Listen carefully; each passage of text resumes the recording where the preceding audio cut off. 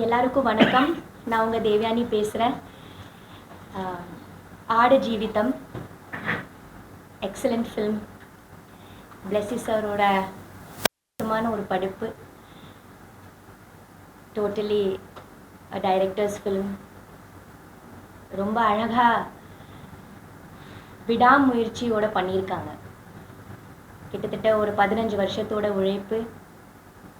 எல்லாரும் ஒரு டீமாக எக்ஸலண்ட்டாக அவ்வளோ ஹார்ட் ஒர்க், அவ்வளோ ஸ்ட்ரெயின், அவ்வளோ எஃபர்ட் இந்த ஃபில்ம் பார்த்தா நமக்கு புரியும். எப்படி தான் எடுத்திருக்காங்க நமக்கு தெரிய மாட்டேங்குது. இது ஒரு பெரிய ஒரு ஒரு மிஸ்டீரியஸான ஒரு மூமெண்ட்டாக இருக்குது. படம் பார்த்ததப்புறம் நிறைய விஷயங்கள் நமக்கு தோணும். எப்படி தான் இவங்க ஒர்க் பண்ணியிருப்பாங்க, எப்படி தான் இவங்க எடுத்திருப்பாங்க. அந்த ஹார்ஷ் சர்க்கம்ஸ்டன்சஸில், அந்த கஷ்டமான ஒரு சூழ்நிலைகளுக்கு கூட அதை தாங்கிக்கிட்டு அது ஒன்றும் இல்லை, அந்த வெறி தான். நம்ம இந்த படத்தை எடுக்கணும்னு அந்த வெறி, நல்லபடியாக இதை எடுக்கணும், அது ஜனங்கள்கிட்ட போய் சேர்க்கணும், அந்த வெறி தான் ஒவ்வொருத்தர்கிட்ட. ப்ரொடக்ஷனிலிருந்து, டைரக்டர்லேருந்து, ஒவ்வொரு ஆர்டிஸ்ட், பிருத்விராஜ் சாராக இருக்கட்டும், ஹக்கீம் கோகுலா இருக்கட்டும், இன்னொருத்தர் ஒரு ஆர்டிஸ்ட் இருக்கார் அவராக இருக்கட்டும், ஒரு ஆஃப்ரிக்கன் ஒரு ஆர்டிஸ்ட், ஹாலிவுட் ஆர்டிஸ்ட் இருக்கு. What beautiful location, what beautiful cinematography, மியூசிக்காக இருக்கட்டும், எல்லாமே. இந்த படம் எல்லாரும் ஒவ்வொருத்தரும் பார்க்க வேண்டிய ஒரு படம். கண்டிப்பாக எல்லாரும் தியேட்டரில் போய் பாருங்கள். It's an experience. எவ்வளவோ விதங்களான படங்கள் நமக்கு வருது. பட் அதிலிருந்து சில படங்கள் are very classic films which should be seen in the theatre, which should be enjoyed and which should be seen. எப்போவுமே ஒரு காமெடி அதே விஷயங்கள் பார்க்காம வயலன்ஸ் அது இது ரெகுலர் ஃபில்ம்ஸ்லாம், there are some films which we should see. So in that category I think Aadu Jeevitham is coming. Very classic film, very legendary film. இந்த ஃபில்முக்கு நிச்சயமாக இவங்க பண்ணுற எல்லா உழைப்புக்கு கண்டிப்பாக எல்லா அவார்டு, இந்த வருஷத்தோட வரப்போகிற வருஷத்தோட எல்லா அவார்டும் இந்த படத்துக்கு வந்து சேரணும். ஏன்னா இவங்க இவ்வளோ கஷ்டப்பட்டிருக்காங்க. அந்த கஷ்டம் வீணாக போகக்கூடாது. கண்டிப்பாக இது எல்லா அவார்டுக்கும் அனுப்புங்க சார். ஆஸ்கர் வரைக்கும் அனுப்புங்க சார். கண்டிப்பாக ஆஸ்கருக்கு போக வேண்டிய ஒரு படம் இது. அங்கேயும் பார்க்கட்டுமே நம்ம எவ்வளோ கஷ்டப்படுறோம், எப்படி சினிமா நம்ம எடுத்துக்கிறோன்னு. ஆல்ரெடி பார்த்துட்டு தான் இருக்காங்க. இந்த படம் நீங்கள் நிச்சயமாக அனுப்புங்க சார். அனுப்புங்க, அவார்டு வாங்கணும். ஒரு ஆர்டிஸ்டாக நீங்கள் ஒரு 15 வருஷம் ட்ராவல் பண்ணியிருக்காங்க. ஒரு ஆர்டிஸ்டாக உங்களோட பார்வை மேடம் எப்படி மேடம் இருக்குது? ஏன்னா ஒரு டேரக்டர் வந்து 15 வருஷமாக ஒரு ஸ்டோரி எடுத்துக்கிறாங்க, ஆர்டிஸ்ட்டை வந்து அப்படியே டோட்டலாக கேரி பண்ணுறாங்க.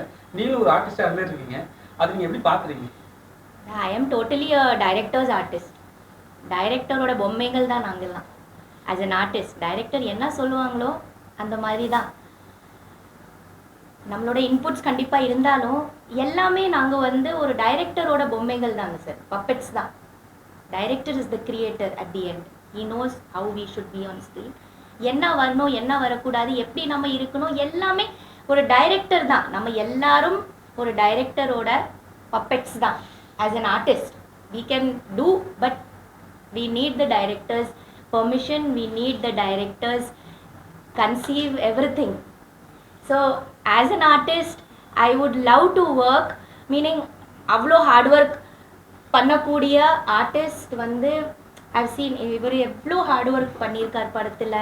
Prithviraj sir, like they have enjoyed ஒரு ஹார்ட் ஒர்க்கு தெரியாமல் ஒவ்வொரு செகண்டை வந்து ரசித்து வெறித்தனமாக அதை என்ஜாய் பண்ணிட்டு பண்ணியிருக்காங்க. என்ன ஹார்டு சர்க்கம்ஸ்டன்சஸ் இருந்தாலும் அது வந்து ரொம்ப மனப்பூர்வமாக பண்ணியிருக்காங்க sir.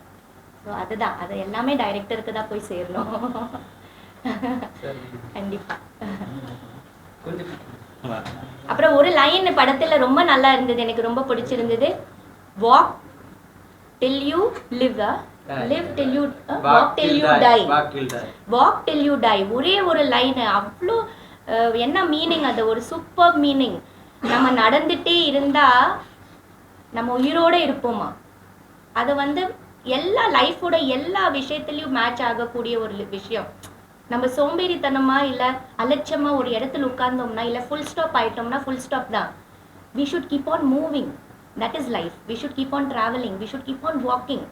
It's good for you, it's good for your heart, it's good for your body, not only physically but in the film also.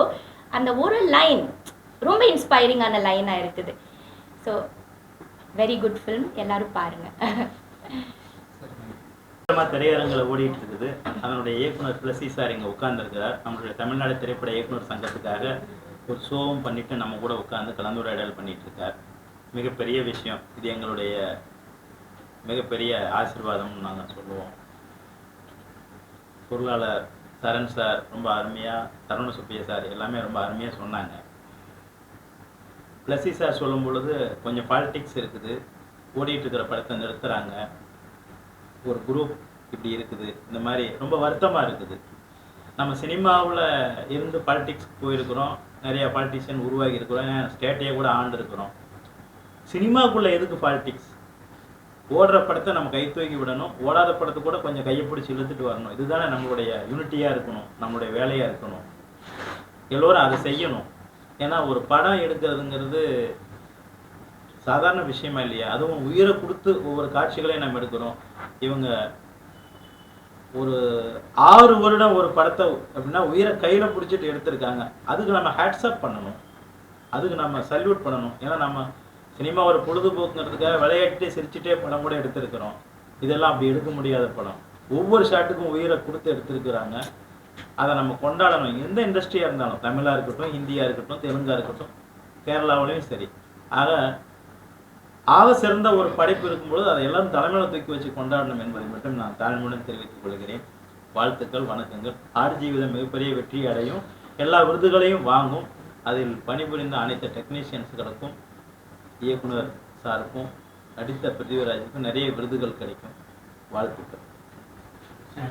ஆக்சுவலாக ரொம்ப சந்தோஷமாக இருக்கு இந்த மாதிரி. பிகாஸ் ஞானும் ஒரு டெக்னீஷியன், ஞானொரு அசிஸ்டன்ட் டைரக்டர் நிறைய இயர்ஸ் வேலை பண்ணிய ஆள். മലയാളം ഇൻഡസ്ട്രിയിൽ almost 18 years I was an assistant director. അപ്പോൾ എനിക്ക് தெரியும் இந்த ஆர்கனைசேஷனோட ஸ்ட்ரென்த் என்ன, അവർക്ക് தான் இந்த படம் நல்லா தெரிய வேண்டியதுன்னு. ஸோ தட்ஸ் வை ഞാൻ കേരളത്തിൽ ഇരുന്നത് இந்த மாதிரி ஒரு പ്രിവ്യൂ എടുത്തതിനകത്ത് இங்கே வந்தது, சென்னையில் வந்தது. ரொம்ப சந்தோஷமாக இருக்கேன். சார் மாதிரியெல்லாம் இவங்க மாதிரியெல்லாம் பெரிய டேரக்டர்ஸ், டெக்னீஷியன்ஸ் எல்லாமே படம் பார்த்துட்டு படத்துக்காக நல்ல ஒப்பீனியன் கேட்கும்போது ரொம்ப அதிகமான சந்தோஷம் வந்திருக்கு. அது கூட ஆக்சுவலாக அந்த அதிக சந்தோஷம் அவ்வளோ வராதுன்னு நினைக்கிறேன். இப்போது படம் தியேட்டரில் ஆல் ஓவர் தி வேர்ல்டு நல்லா போயிட்டே இருக்கு. அந்த இடத்துல சில விஷயங்களில் என் மனசில் பயங்கரமாக நம்பரப்பட்டு பெயின்ஃபுல்லாக இருக்கிற விஷயங்கள். இப்போ சென்னையில் இப்போது சிட்டிஸில் படம் இல்லை, பிகாஸ் படம் நல்லா போயிட்டுருக்கு. பட் சில தியேட்டர்ஸ் மலையாளத்தில் ப்ரொடியூசர்ஸ் அசோசியேஷனோட சண்டை ஓடிட்டு இருக்கனால இன்றைக்கி ஆல் ஓவர் இந்தியா ஒரு 100 ஸ்க்ரீன்ஸ் திடீர்னு ஹவுஸ்ஃபுல்லாக போயிட்டு இருக்கும்போது 100 ஸ்க்ரீன்ஸு அவங்க ஸ்டாப் பண்ணியாச்சு. ஆக்சுவலாக இதெல்லாம் ஒரு படத்தில் இவ்வளோ கஷ்டப்பட்ட ஒரு படம் எடுக்கும்போது அதில் ஒரு டைரக்டர், ப்ரொடியூசர் இருந்தோம். இந்த படத்தில் ഞാനே ப்ரொடியூஸும் பண்ணது, பிகாஸ் ப்ரொடியூசர் இல்லை இந்த படத்துக்கு. அதுதான் அது துட்டு இருந்ததுக்கு அல்ல, ஏதோ துட்டு எல்லாமே அரேஞ்ச் பண்ணி தான் இந்த படம் எடுத்தது. அந்த படம் நல்லா போயிட்டு இருக்கும்போது ஹவுஸ்ஃபுல்லாக, இப்போ கேரளாவில் நிறைய ஹவுஸ்ஃபுல்லாக போயிட்டு இருக்கும்போது தான் இந்த படம் டோட்டலாக சில குரூப்பு, அது நான் சொல்கிறது கரெக்டாக இல்லை என்ன போட, இந்த கேரளாவில் இந்த ப்ரொடியூசர்ஸ் அசோசியேஷனும் அந்த கண்டென்ட்டும் மேலே தியேட்டர்ஸ், எக்ஸிபிட்டர்ஸ், பிவிஆர் குரூப், அந்த மாதிரி எல்லா குரூப்பும் வேறு சண்டை போட்டிகிட்டே இருக்கேன். சார் நல்லா ஆடியன்ஸுக்காக இந்த படத்தில் என்ன எப்போ தியேட்டரில் வந்தாலும் கூட தெரியல, தியேட்டர் இனி படம் வரும்னு. அதில் நீங்கள் சப்போர்ட் வேணும். அதுதான் இந்த டைமில் எனக்கு ஒரு ரிக்வஸ்ட். தேங்க்யூ. ஏறக்குறைய 16.5 years இதனுடைய ப்ராசஸ் போயிருக்கு அப்படின்னு. Is it true? Yes, because வந்து 2008 இட்செல்ஃப் ഞാൻ இந்த படத்தோட ரைட்ஸ் வாங்கியாச்சு.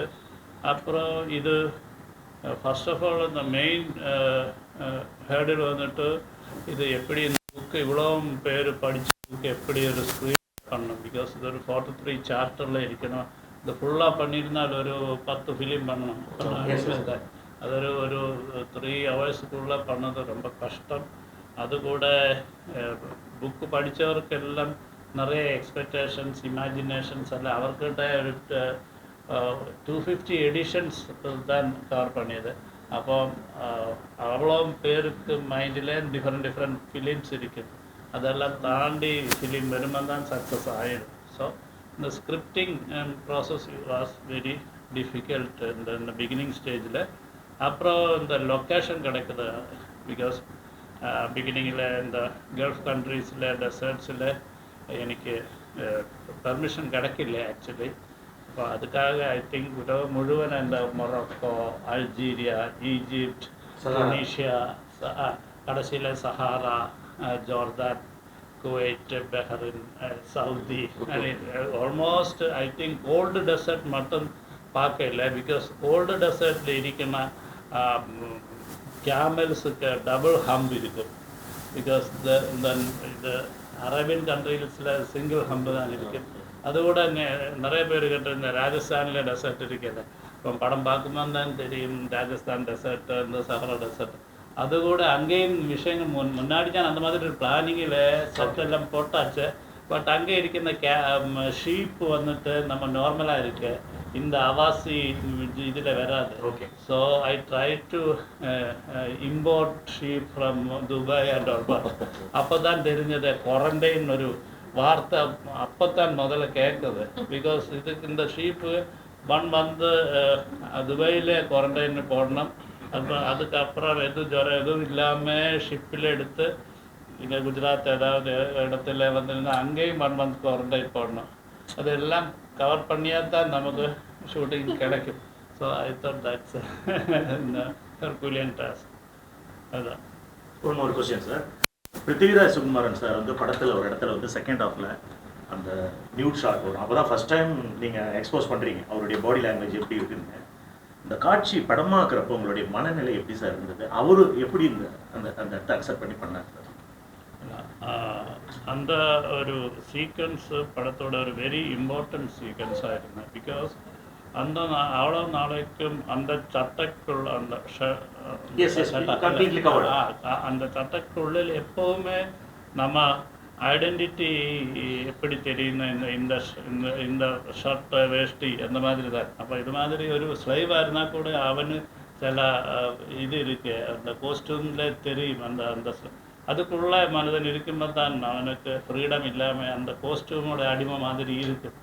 ஒரு ஃப்ரீடம் கிடைக்கும்போது அவன் அந்த பாம்பு அந்த ஸ்கின்னு எடுக்கிற மாதிரி தான் எடுத்து ஊறி எடுக்கவில்லை, ஸ்கின்னு எடுத்துட்டு மாதிரி தான் அவன். அது ஒரு ஃப்ரீடத்துக்காக ஒரு ஃப்ரீடத்திലേക്ക് ஒரு ஃப்ளைங் மாதிரி தான் அந்த சீக்வன்ஸ். அது அந்த படத்தில் வெரி இம்பார்ட்டன்ட் சீக்வன்ஸ். அதுக்கு நல்ல ஆர்டிஸ்ட்டுக்கு தெரியும் இல்லை தேவைப்பட்ட சீக்வன்ஸ். அதுக்காக அவன் ரொம்ப டோட்டலாக 32 kg கம்மி பண்ணியாச்சு. பட் அந்த சீக்வன்ஸுக்கு மட்டும் 2 days வித்தவுட் வாட்டர் டோட்டலாக கட் பண்ணி ஐ திங்க் இது ஃபஸ்ட் டைம் நான் இப்போ இந்தியன் ஃபிலிம் இண்டஸ்ட்ரியில் ஆமாம் 2 days வாட்டர் டோட்டலாக கட் பண்ணிச்சுட்டு அப்புறம் நைட்டில் டீஹைட்ரேஷன் பண்ணதுக்காக ஒரு ஏதோ ஸ்பூன் 2 ஸ்பூன் ஏதோ வாட்கா விட்டு ஃபுல் பாடி ஸ்ட்ரிங்க் பண்ணதுக்காக அவ்வளோ ஸ்ட்ரெயின் பண்ணி தான் அந்த ஷாட் எடுக்கிறது. Nice sir. பிளஸி சாருக்கு இந்த படத்தில் சேலஞ்சிங்கான இருந்த ஏதாவது ஒரு விஷயத்தை ஷேர் பண்ண முடியுமா மக்களுக்கு? சேலஞ்சு எல்லாமே சேலஞ்சாக இருந்தது. லொக்கேஷன் பார்க்கறதுக்கு, ப்ரொடக்ஷனில் இருக்கிறது. அப்புறம் கோவிடில் நம்ம ஜோர்தானில் ஆல்மோஸ்ட் 85 crew members வந்துட்டு ஆல்மோஸ்ட் 2 months அங்கே மாட்டியாச்சு. அது மாட்டியதில் பெரிய விஷயம் அந்த டைமில் இவனோட பாடி வெயிட் கம்மி பண்ணித்தான் இருந்தது. பிகாஸ் இந்த ஆர்டிஸ்ட்டுக்கு எப்போ வேணாலும் இன்ஃபெக்ஷன் ஈஸியாக கிடைக்கலாம். அந்த மாதிரி தட் டைம் கோவிடுன்னு நினச்சால் அந்த இறந்து போயிடும்னு நினச்ச மாதிரி தான் இருந்தது. ஸோ அந்த மாதிரி நிறைய விஷயங்கள் ஐ திங்க் எவ்ரிடே அதுதான் என்னோட tagline, every breath is a battle. இந்த மாதிரி இப்போ கூட படம் முடிஞ்சாச்சு 2 வீக்ஸ் ஆயிடுச்சு, பெரிய கலெக்ஷனை போட்டிருக்கேன். இப்போ கூட நல்லா நிம்மதியாக தூங்க முடியாது. Because again problems are creating. That's I. இல்லை சார், தமிழ்நாடு திரைப்பட இயக்குனருடைய ஒரு பொறுப்பில் இருக்கக்கூடிய பொருளாளர் அவர்கள் இங்கே வந்திருக்காரு.